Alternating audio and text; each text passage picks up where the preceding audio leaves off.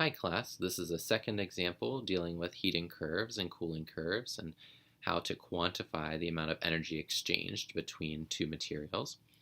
So in this question, we're pouring liquid nitrogen over grapes, and they're initially at 20 degrees Celsius.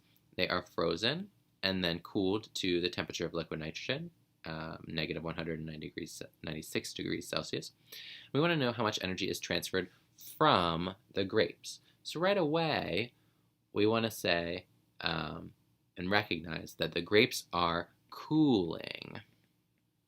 Okay, so again, the first thing I want you to think about when approaching heating and cooling problems is what the heating curve would look like. We have temperature on the y-axis, and in the case of cooling, we're going to be plotting heat lost or heat released, and we can represent this in kilojoules or joules, whichever your favorite is. So we need to think about what phase changes might occur in this process, if anything. So we know that water will freeze at a temperature below 0 degrees Celsius. Now we're starting at 20 degrees Celsius. So I'm going to start here at 20 degrees Celsius, and I'm going to cool that down to 0 degrees Celsius, at which point the water will freeze, where temperature is constant, and then we're going to cool it all the way down to negative 196 degrees Celsius. So we have 3 segments of my cooling curve that I need to calculate and quantify the energy for to be able to answer this question. Okay, so we're going to need information in this block on the side of this slide, which I wish was on every slide following this. But we'll make it work. So we're starting with liquid water at 20 degrees Celsius. It is being cooled, okay? So for segment 1, we're cooling the water, and this will be analogous to warming, where we're going to use Q is equal to Cs times M times delta T, or in the case of a molar heat capacity, times N times delta T. We are given masses, so we're working with 5 grams of grapes, and the heat capacity for liquid water is 4.18 joules per gram Kelvin, or degrees Celsius.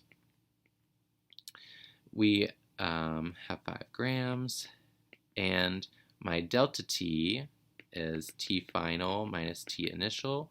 My final temperature is 0 degrees Celsius minus my initial temperature is 20 degrees Celsius, so I have a change of negative 20 degrees Celsius. And you'll find that delta T will determine the sign of Q here in every case. So we're looking at minus 418 joules to cool the water from 20 degrees Celsius to 0 degrees Celsius. And this is the heat that is lost. So the heat is put into the nitrogen. If we convert this to kilojoules, we get 0.418 kilojoules lost by the grapes. Then in segment 2, we're talking about freezing. Okay, so Q is going to be equal to N times delta H freezing. And what we need to remember is that the delta H values that are given are our endothermic values. So for example, fusion is the opposite of freezing, and so delta H fusion is equal to negative delta H of freezing. Okay, so when we look up fusion in the literature, we first have to convert 5 grams to moles.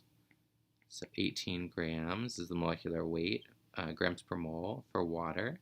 And so we're working with 0.278 moles of water, assuming the grapes are 100% water, of course. And then the delta H fusion is equal to negative, fusion is positive, but then freezing would be negative 6.02 kilojoules per mole. This works out to be negative 1.67 kilojoules. And the final segment that we were looking at is cooling my frozen ice from 0 degrees Celsius to negative 196 degrees Celsius. So this is going to be Q is equal to CS times M times delta T. The CS for ice now is 2.09 joules per gram degrees Celsius, and my mass is still 5 grams, and my temperature here, delta T, is equal to T final minus T initial, is negative 196 degrees Celsius minus 0 degrees Celsius, or negative 196. So this answer comes out to be 2048.2 joules. Converting to kilojoules, it is 2.048 kilojoules of heat required. And, sorry, not heat required, heat lost, negative. We can't forget that sign. So when we are putting this all together, how much total heat is lost by the grapes when we cool them in liquid nitrogen? We have to do as we did before. Q total lost by the grapes is going to be Q1 plus Q2 plus Q3 in this case. And my numbers are minus 0.418 kilojoules, minus 1.67 kilojoules, and minus 2.048 kilojoules.